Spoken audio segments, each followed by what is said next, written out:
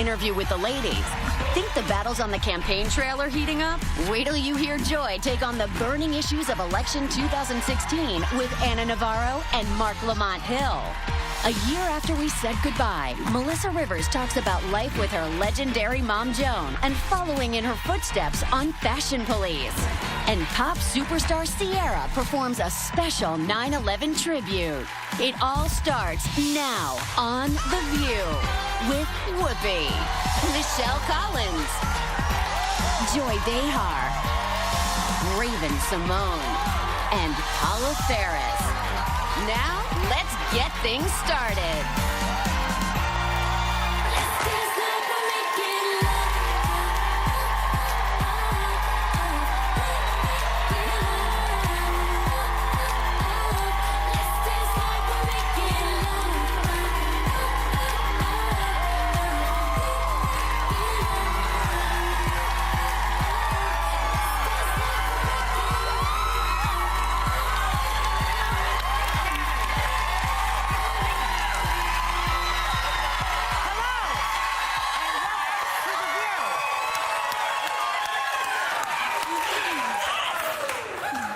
We are live.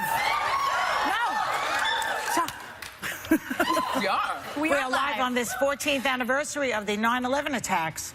Here is a live shot of the memorial happening right now in downtown New York. Our thoughts are with everyone on a day that really changed our world and made us realize nothing is guaranteed. Absolutely. Is showing something? They just showed. They showed it. Yes. Yeah. It's a sad day for everybody because we remember this terrible day. We were all, I was here, not in this building, in the other one with the view. Yeah. I remember maybe 3 or 4 days later, being a stand-up, my friend Bone and I, we had to go and do stand-up, and I was very scared to do it, but I thought, people need to laugh. They have to be able to laugh. Yes, remember when David Letterman came back on the air and broke the ice a little bit? Yeah. So we're very thankful that we're here. And we have to say, I love you, I love you, I love you, because you never know when you might, that might be taken away. So I love you. But look who's here. Last moment. Sherry's here today. So, Ciara. The last time we were together live, and I'm so excited to be here, was August 8th, 2013. That's 2 years ago. 2 years ago, Can you I was imagine? with you. It's a long time. I've been gone for 2 years. I had a wonderful time. You guys did great. It was too long, I Joy. rested, I slept. I mean, Ciara, you're looking great, though. What's the secret? I mean, come on. There's like a Girl, I sparkle in got your rid eye. of a lot of dead weight. He gone. But otherwise, everything's good.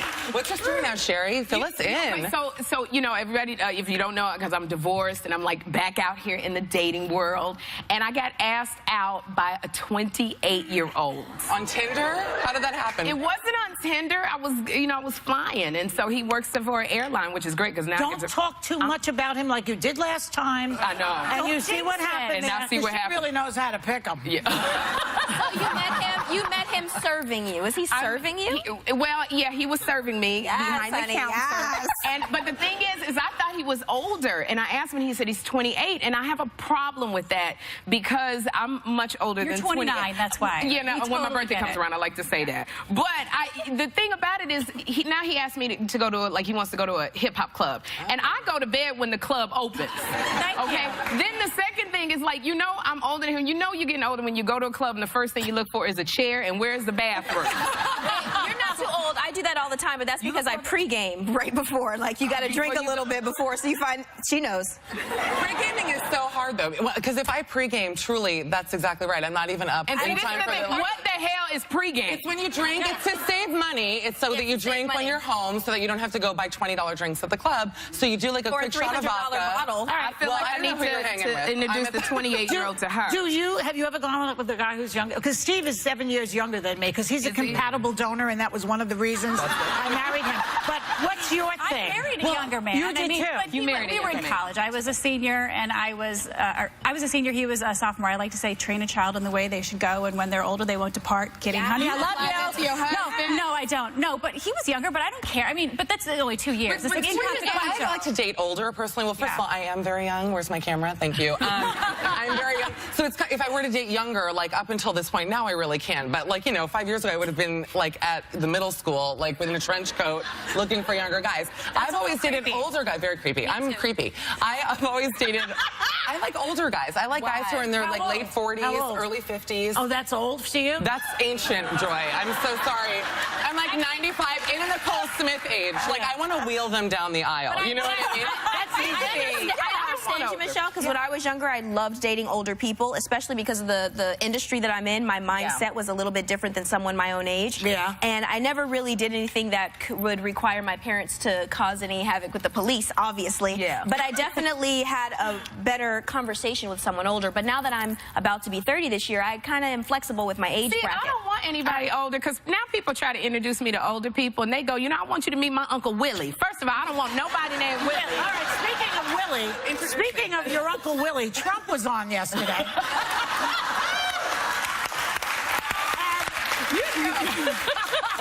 We interviewed him in Hot Topics yesterday, and we've been trending all over the place. I love that. Don't you love to trend? We're all over We are Twitter. trending. Everybody's writing about our interview with him, which was quite good. I got some great hate tweets. That made me feel good. I love it. Never read the hate tweets. I let my haters be my motivators, Joy. That's what we say. You gotta read them. Right? But, you know, I think it's just very interesting, because I was watching the show when Donald was on there, and it just seemed like he was very misinformed on women's issues. And he has a lot to say about women. I don't like talks too damn much. He talks about women, and because I feel like when you have nothing to say, that's when you go to a person's looks. Yes. Because there's nothing that you can articulate in your head, so you go to their looks. That must be why I did so many Fat Christie jokes, because I have nothing else to say. I'm not the person to talk about looks, because I've done fat jokes. Only on men, though. I never do fat jokes on women. I think you're going to see a lot more Because men policy, don't though, care as much about how fat they are. No, they don't. It's the man vibe, right? The dad to vibe. Chris Christie, because I talked about his or they just leave. I did. I had to. I'm sorry. Listen, I'm being real right now. I brought it up. But you said it on TV again. And you got No, I got bleeped for something else last time. I got bleeped for something else. An M-nux, but I don't think they can bleep that, is basically when their pants right up a little high, and he was photographed. like a camel.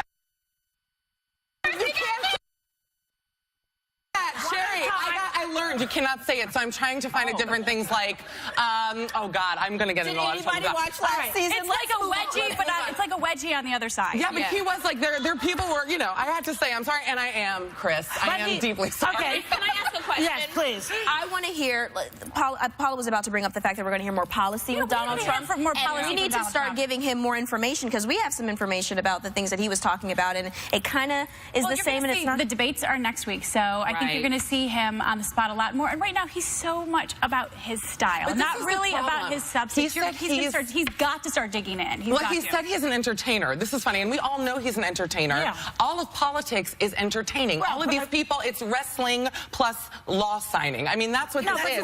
Not all of them are entertaining. Like George W. Bush was really entertaining. Well, he was a puppet, so that is a form of entertainment. You don't get... okay, first of all, Donald, you got to decide if you're running for president or you're an entertainer. That's not your get-out-of-jail-free card. Right. The thing I like about Trump is he says who he is. He puts out this stuff, and so I say people who are liking Donald Trump, don't get mad if you vote for this man and then he wants to go towards somebody's looks. He's doing negotiations, and that's all he can do. This is my issue. You don't get It's to do a character. Listen, I have had friends work for Ann Coulter, who's considered the most vile woman around. Right. No, and her... she's not. Hold on, Joy. I've had friends work for her, and one woman clap. I've had friends work for Rush Limbaugh, and they say, these people, when you like go out with Ann Coulter, she's hilarious. She's so much fun. She's not running for president. She's not, but she's a political person. Well, let me say this. When Trump, when we, spoke to him yesterday, I was like, this is so fun. Oh my God, celebrity apprentice, Donald Trump, how great. Then he said he was anti-abortion. I'm like, oh wait, he's running for president, and we have to take it seriously, because look at Schwarzenegger. One for governor, what a joke. One for governor, and guess what? California has no water now. But there are things that happen, there are consequences here. We've got to be able to trust him that he's not going to lose his cool as well, because what is he going to say when he's talking to the leaders of the free world? Like Mahmoud Ahmadinejad or Bashar al-Assad. Oh, do you remember me from The Apprentice? Mahmoud Ahmadinejad is so handsome, though. By the way, he can't be an entertainer anymore. He's running for leader of the free world. He is entertaining. He is what you call a looksist. And he would, somebody who only, you know, like a sexist, a racist, he's a looksist. It's all about people's looks. Aren't all humans looksist? No, not necessarily. But I mean, we get born, we are raised to say, be careful of that person and the way they look, stay away from that person. We're taught at a very young age about visual. I feel bad for Melania, his beautiful wife. Well, you know, I feel sorry for me that I don't look like Melania. No, okay? You should feel bad for Melania. The only thing worse finding out Trump is president is finding out that you're arranged to marry him. Okay, Joyce? So listen, think about that one. Mull over that during the Whatever. America. Okay, we'll be right back with more Hot Topics. Don't go away.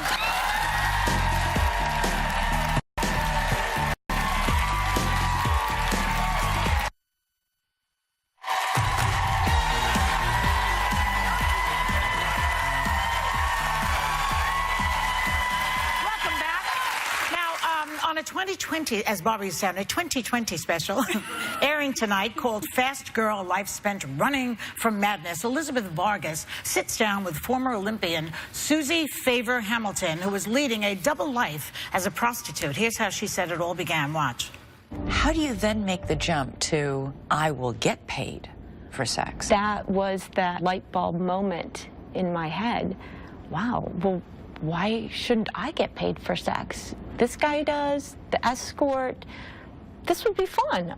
Did you run this by Mark? I had talked to him, and all he thinks is she wants to just sample this. She'll do it once, she'll be done. Yeah. She wasn't. Meanwhile, it lasted a long time. You can see the full interview on 2020 tonight at 10 Eastern on ABC. Does it shock you that she thought she should, you know, do sex for money, have sex for money? Women get paid to have sex for money all the time. It's not a favor if you have to pay for What it, by the way. women you know? Favor. Yeah, what do you know? Women who get bags, women who get cars, women who get apartments, women who get shoes, women who gets a house and alimony. You getting paid. Yeah. You getting paid. Yeah, she's got an Hermes bag and he's got a colostomy bag. I've seen that many times. They were doing stuff like this back in the day, back when, you know, Jane Austen times. You would sell off your woman Jane Austen, for a why are you Louis. referring to my generation again? You know what I'm saying, Michelle? Yes, like, I they do. did that all the time. This is, yes. My mother, actually, I was raised. By a It hooker? sound great. By a hooker. That's Joy, don't go there. I was too far. No, my mother growing up always said, you know what, don't marry for love, marry for money. And she married for love, and, you know, we're miserable.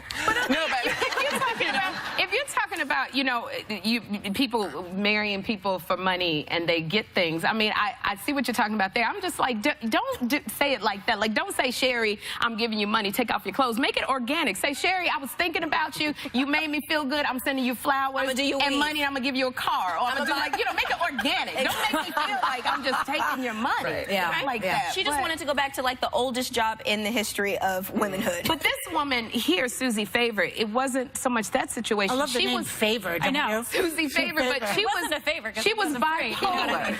It wasn't a favor. She it was wasn't free. bipolar, so she was taking medication for antidepressant medication. And when you're bipolar, it makes you hyper anything. And she became Hypersexual. hypersexual. Yeah, but she asked for money for hypersexual. and moved to Vegas. She actually moved to Vegas, the capital of high-class But I think she was, prostitutes. her and her husband, they were having problems in their marriage. And Yes. because she was hypersexualized, she suggested a threesome in Vegas. And then she realized she liked it and she wanted to keep doing it. He stayed with the husband. And they're So the together. money That's was what's coming in, remarkable right, maybe. about I don't know, this. was he a husband or was he her pimp? That's when you They're still married, by the way. They made it work. And I'm not saying that, ooh, but The you know. baby has some good clothes. Let's just Okay. hope that the baby's going to...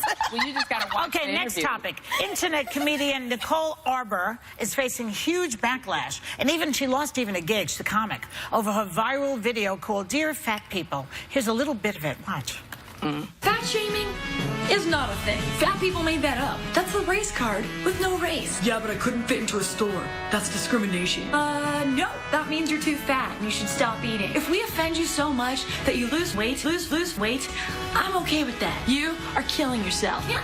I'll sleep at night. Maybe I'm a little jealous that you get to eat whatever you want. That's comedy. Now, she is not backing down from this. What do you think about that? I Now, think that's we're great. comedians, me, Michelle, and Sherry. We You're are an actress. comics. All I know is that I feel like comedians, I'm sorry, you guys, I love you, okay? But you say that you think you can say anything you want and there are no repercussions. I know if I go on Good Morning America tomorrow, because I'm going to be anchoring this week, if I say something stupid, if I say something offensive, I'm out of a job. Yeah, you're out of So luck, why is there a double standard, though? It's like you can say anything as offensive as you want it to be, and you are not held to any standard, and there are no consequences. Paula, it has to be funny. That's the issue. But was that funny? Well, I didn't see the whole thing. What did you think, Michelle? I saw the whole By the way, thing. she's coming on next week. But it's always going to be funny to somebody because there's a lot of messed up people. She went, I come on. She, first of all, she follows me on Twitter, so I hope she doesn't unfollow me for what I'm about to say. But I think a lot of people call themselves comedians when they're really not. Like, a lot of people call themselves in LA, I'm an actor, I'm a dancer. No, you're an Uber driver. There's a difference. You know what I mean? Like, just because you call yourself a comedian doesn't mean a whole lot. I also think her being a comedian, I'm with you a little bit. I think when you start making fun of groups of people, there's consequences. And this is a new day and time for comics. You got all these comics are on an apology tour. Tracy Morgan, Daniel Tosh, Gilbert Gottfried. I don't think you can say things like Don Rickles. Even Joan Rivers, she said, remember she was here? She said something about, I think it was the Norwegian cruise line, and they took her off the cruise line. So it messes with your money. I don't think we can say things like that. And to this girl right here, as a former fat girl who lost a lot of weight and is a fat girl again, I don't smell like sausages. I might smell like a little bacon on my wrist, but I don't smell like sausages. Okay. Don't forget, I don't like what you said.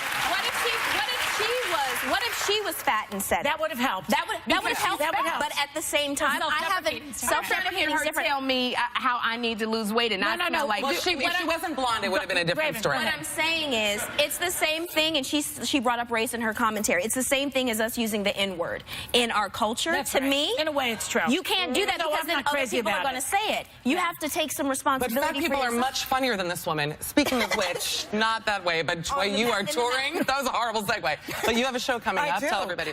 You know, I still do stand-up, but I also have a show You called... still get to do stand-up. I do, but I have a solo show called Me, My Mouth, and I. It's all about me.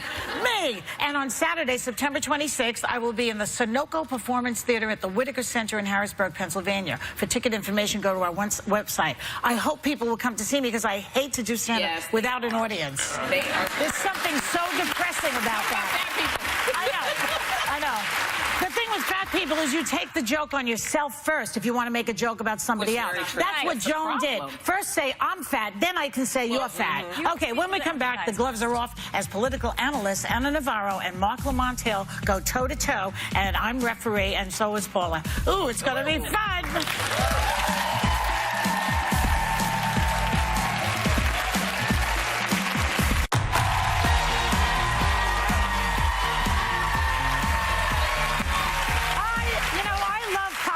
I really do love politics. I'm a politics junkie. You're a comedian. How could you not? Exactly. And you know, as a matter of fact, Anna, this year is more hilarious than ever. Watch this. Employs so many Latinos. Now watch me whip. I have so many people working for me. Kill it. Now watch me nay. I promise you. Okay. Now watch me whip. The president has a big stick. Kill it. Watch me nay. Okay. Can you ask him to sit down, please? Watch me nay.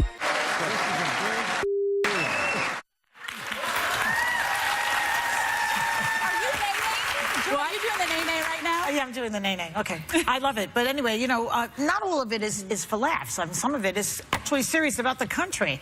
And so we're talking today. We're trying to tackle all these issues today. Please welcome the very talented Huffington Post Mark Lamont Hill and our own political analyst, the lovely Ana Navarro. I'm so glad to see you guys. I can't tell you. Okay, let me start with you, Mark, and Hillary Clinton. What happened? She should never whip or nay-nay again. No. Well, what happened to her? She was the front runner. She was kicking butt. All of a sudden, Bernie Sanders is beating her in Iowa and New Hampshire. What happened? Emails happen.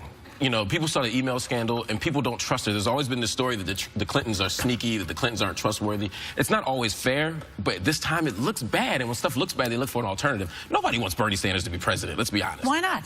I mean, a 74-year-old socialist is probably not going to be... Jewish also. Yeah, I've never seen that. I think we can elect a Jewish president. I hope we do, but 74, and I hope we elect Bernie Sanders. I think he's awesome, but I don't think people really want him. That's their way of saying anybody but Hillary. They're really calling for But Joe. Anna, he's sort of saddled with the socialist thing, but he's just really an ultra-liberal. He's not a socialist. He's a guy from Vermont. He represents his state. But I do think that he is outside the mainstream. To me, this is deja vu all over again.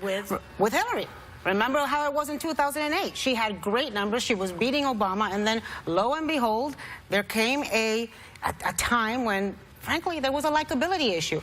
Everybody I know who knows her tells me she is wonderful in person. She really is. She's not projecting. She comes across as safeguarded, scripted, boring, edging on her words. They're trying to change that, right, Paula? But they're trying to change that, too. They want her to have more humor and more heart. But you say that this is deja vu over again. Can she recover? Because her numbers today, the lowest that they've been. Look, we're only in September. Okay, yeah. we are in September, right? Yes. Yeah. We're only in September. There's a long, long way to go. Now, one of the things I would tell her team is if you're trying to project her as more spontaneous and having a heart, maybe you shouldn't tell the New York Times, because let me explain spontaneity to you. It's not planned. Exactly. Here's my problem. I feel like we're only talking about this because it's a woman, right? Men run for president all the time and are boring. Al Gore basically won an election, the Supreme Court notwithstanding. Yeah, he was a robot. Yeah, he was a robot. Nobody cared. It's like, does he have power? She was Secretary of State. She's been a senator. It's and the because Trump she's a woman, factor. It is the Trump factor. Let me tell you something. They said that before. Well, let me ask we you all about... laughed and made fun of Al Gore for being boring. You just forgot. But he still won. No, he did it. Oh, no. But he got more votes. No, he won. They stole that election from him. I'm still not over it. I'm not over that yet. Right. Yeah, you were talking about Trump. Get over it, guys. But he got more votes is my point. Americans were willing to vote for him. Okay, let's move on to Trump. You guys mentioned that he might be overshadowing her. He came on the show, or he called into the show, I should say, yesterday, said that he loves women, but you can't deny the things that he said about women, about Megyn Kelly, called her a bimbo, what he called Rosie O'Donnell, what he said about Carly Fiorina. Yet, for whatever reason, the biggest gains that he had this week were among Republican women. He was up 13 points. Is it shocking to you that he's doing so well with women? Well, listen, of course Donald Trump can say these things about women, because we all know he is the standard for male beauty. Wait a minute, they're turning on him. Bobby Jindal said he looks like he has a squirrel on his head. Why doesn't he turn on Bobby Jindal now? And no one cares about Bobby Jindal. I'll be president before Bobby Jindal will. As a Republican. I'm not sure that's going to happen. But listen, Bobby Jindal is trying to get attention. He is nowhere in the polls, and I think he's realized that for the last 2 months almost, everything we've been talking about is Trump v. Jeb, Jeb v. Trump. It is a new episode of the telenovela every single day. Yeah. So they want to get into the action. There's 17 people running, and we're only talking about 2 of them. I can't wait for the next debate. Can you? I live for this. Yeah, next Wednesday. I got to ask you, I was talking with another Republican strategist this week, and he says he just came to the grips with the fact that it seriously could be Donald Trump. So my question to you is, he has this reputation for being a bit of a hothead. So how can we be sure that he's not going to lose his cool and put our country in danger? Exactly. His finger's on the button, Well, first of all, I haven't come to grips with that yet. I am one of the 68% in the Republican Party who do not support Donald Trump. So, let me just say it. That's what you can clap. That's okay. Go ahead. Clap. But he is the front runner. It's a reality. He has, now over 30%. And I think it's time he start acting presidential. Well, he might. He doesn't know anything. I mean, can we just ignore the fact that Donald Trump doesn't know anything? Whenever they ask him a question, he just, don't worry about it. We'll be fine. Take care of I'll do a great job. It's tremendous. I'll do the best deal you've ever seen in your life. Yeah. Okay. He doesn't know anything. I don't want to talk about Jeb Bush because apparently he calls himself the joyful tortoise. Hello? What does that mean? First of all, because he's slow? But what's so joyful about him? Look. Jeb can be the joyful tortoise, and Donald Trump can be the hare. The hare and the tortoise.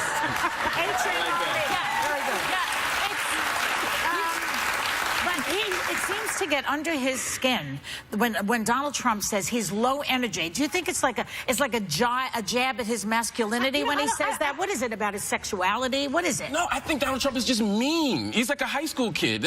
He's just a mean high school kid. But he could say a lot of other things. He says low energy, and the guy goes berserk. Because it's true. He's trying to get him off of his square. He wants Jeb Bush to look as unpresidential as possible because he's the one most likely to win. At the end of the day, nobody is going to make Donald Trump president. 8 years ago, we were talking about Giuliani, and we were talking about, you guys remember Fred Thompson, the Law and Order guy?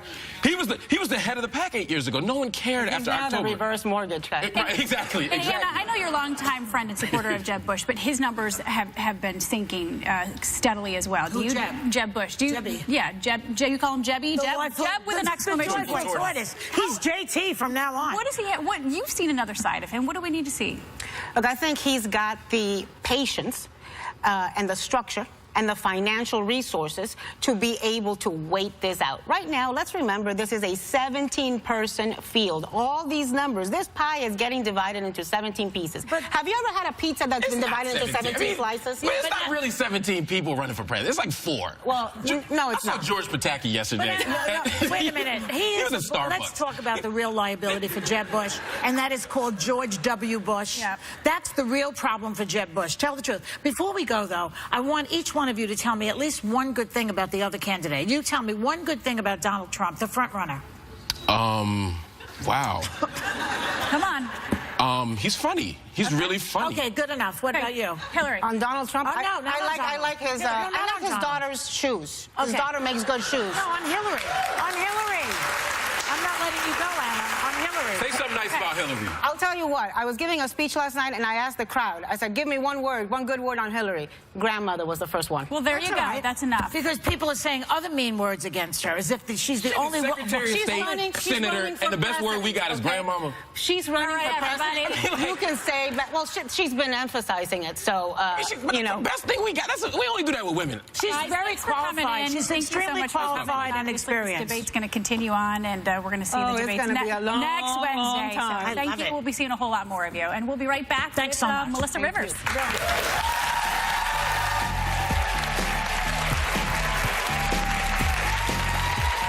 Hey guys, coming up next we have Melissa Rivers. Hi Melissa. Hi. You're going to talk about Fashion Police? Yes, Fashion Police and everything Fashion else? Police and Fashion Police. I mean 3 times. Tune in.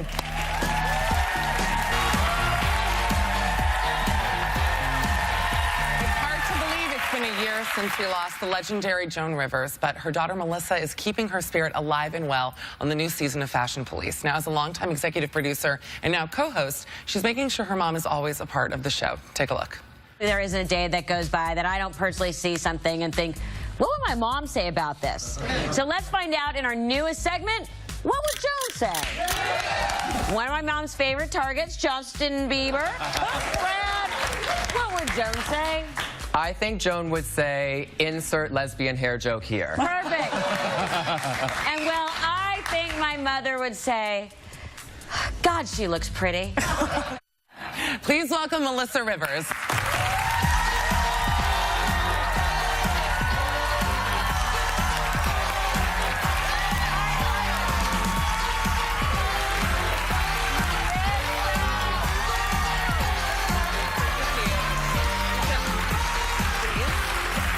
This new configuration has me a little confused. This is her living room. Yeah, it's simple. Now, Melissa, first of all, it's so great to have you here. Thank you. And, you know, Fashion Police is back. Everyone's very excited. Yes. You know, I actually... Is there wood anywhere? Knock on wood. Knock on wood, I know. I can't believe it's back. What? I can't believe it's back. There was so much drama last year. I can't believe it's back. I can't believe I'm not sitting in a corner rocking, you know, knocking my head into a wall. But why bring it back if there was so much drama? It wasn't done. You know how you just know in your gut when something isn't done? Yeah. Everyone keeps saying, why? I'm like, I don't know. I just knew it wasn't done. And what would Joan have said? She would have said, you're right, it wasn't done. She would have said, bring it back, Melissa. She would have said, there's still money to be made. That's right. Don't let the franchise die. Oh, my God. That's a great... I love that. I miss Joan so much. Joan is the best. And, you know, you joked about all the controversy going on during the premiere. Why did you think it was important to kind of bring up what everyone was talking about? Oh, for God's sakes. We're talking about fashion, people. Everyone needs to lighten up. I mean, like I always say, if any of us were capable of doing anything really, like, worthwhile and saving the planet or anything like that, none of us would be in entertainment. We would actually be, like, helping humanity. Well, I think you can speak about that when you're on but you know what I'm saying. Yeah. Like, everyone was taking everything so seriously. If you don't laugh at yourself... Seriously? Yeah. I mean, there's no point going on. You know, my mother always said, when you make someone laugh, it's like giving them a little vacation. I love that. And that's it's such a beautiful thing to say. And it's the truth. Can I tell you, Joan Rivers, she meant so much to me. She sent me an email at one of the darkest periods I was going through, and she said, Sherry, funny girls always work. And I said, do you promise, Joan? And she said, I promise. And I said, would you give me some money? She said, no, bitch. This is all an email. This is all back and forth email. And I saved that email and framed it. Funny girls always work. Yes. I remember Joan saying that. And I love the fact that on the segment you have what would Joan say? What made you come? Do you ask yourself that a lot just for Well, no, because I have the ongoing voice in my head that apparently the meds don't silence. So I'm pretty sure it's her.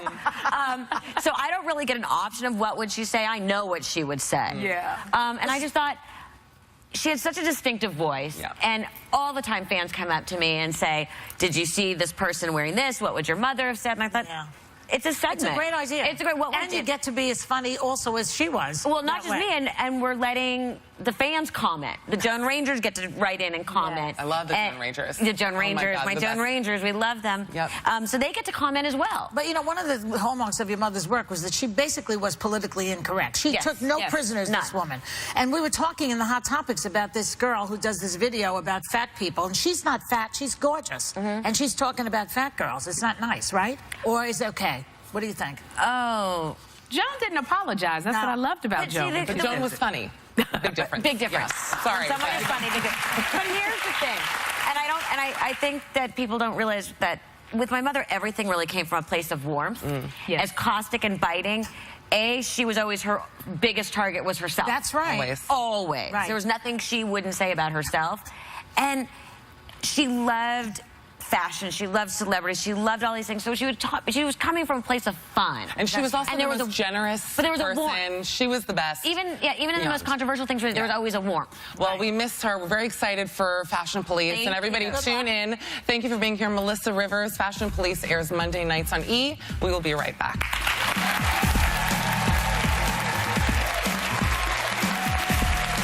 Next, pop superstar Ciara performs an emotional 9/11 tribute.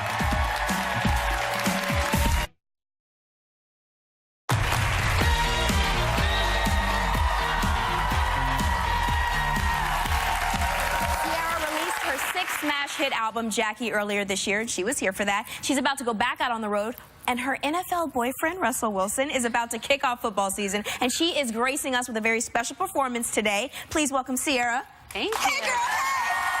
How are you? You are amazing because you're dating a sexy man. So you're a football bae, right? Are you cooking? Do you cook for him? Are you? What did you make hot dogs? I try. I try to do a little something. He actually had my macaroni and cheese and he loved it, so that was pretty cool. That's nice. That's nice. Let's get a little bit into what people are talking about on Twitter and things of that nature. So you guys are celibate. This is true, right? I have to test before I do it. How is that for you? It's great. It's a great challenge. You know, it allows us to really focus on our friendship and our relation, the core of our relationship. I think if we have our friendship first, we can really allow ourselves to grow to the fullest place, the fullest potential of whatever that means, however you say it. But yeah, we give ourselves the best opportunity to really grow and know each other. So it's really important. I love that. That's beautiful. Yeah. Good for you. I also want to talk about your baby really fast. Yes. How are they doing? Oh my gosh, my baby is awesome. He is 15 months going on 3 years old. He's so funny, and last night we were in the room and he was saying, I said, say thank you, say thank you. I said, Jesus, genius. And it's the cutest thing in the world, but he brings me so much joy and I have so much fun with him. Like every day it just gets better and better. Do you sing them lullabies? I do. You do? I actually did a song on my album called I Got You that I dedicated to him. And he's on the song with me. And every time I sing that to him, he always gets calm whenever he's like a little fussy, which he rarely fusses, which is so great. So I'm really blessed. I love it. I love it. So a little juicy man. Russell Wilson is also known to be purchasing a house next to a really, really famous person. Are you going to be moving in with him? You know, I don't know how to answer that. No, I speak Jorge I understand. Yes, we won't be talking about that. But when you do move in, girl, I got a present for you. Don't worry about it. So funny. Well, you know, I mean, honestly, Seattle is pretty much my home. So, yeah, so it's sweet stuff. Okay. Do you chill with any football players' wives? I have met the girls, and they're so sweet. They're what I love about the team and the girls is that they're all about love and home and family, and so it's super cool and chill. And the girls are just super like relaxed, not about like how you looking like this and this and this. Is super cool. That's amazing. Yeah. That's amazing. Okay. In our PJs and be cool. Yeah. Really? Sleepovers. Right now, Ciara has a very special tribute to honor this anniversary of September 11th. Performing Michael Jackson's classic Heal the World, here is Ciara.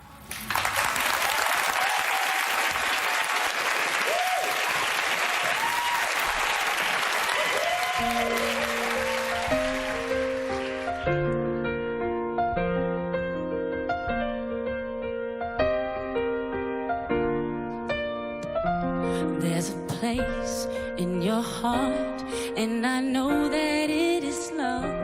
And this place could be much brighter than tomorrow. And if you really try, you'll find there's no need to cry. In this place, you'll feel there's no hurt or sorrow. There are ways to get there if you care enough for the living. Make a little space to make a better place. Heal the world, make it a better place for you and for me and the entire human race. There are people dying. If you care enough for the living, make a better place for you and for me. Heal the world, make it a better place for you and for me and the entire human race. There are people dying. If you care enough for the living, make a better place for you and for me. There are people dying. If you care enough for the living, better place for you and for me. There are people dying. If you care enough for the living, better place for you and for me. Make a better place for you and for me. Make a better place for you and for me. Heal the world we live in. Save it for our children. Heal the world we live in. Save it for our children.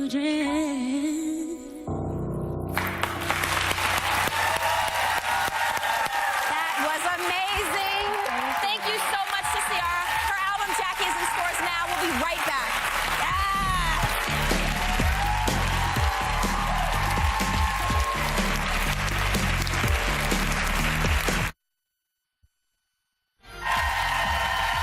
Okay, don't forget to hit us up on Twitter at #TheView or on Facebook. My thanks to the lovely and talented Sherry Shepherd. On Monday, Dr. Phil is joining us for Hot Topics. That'll be interesting. Have a great day, everyone. Take a little time to enjoy The View.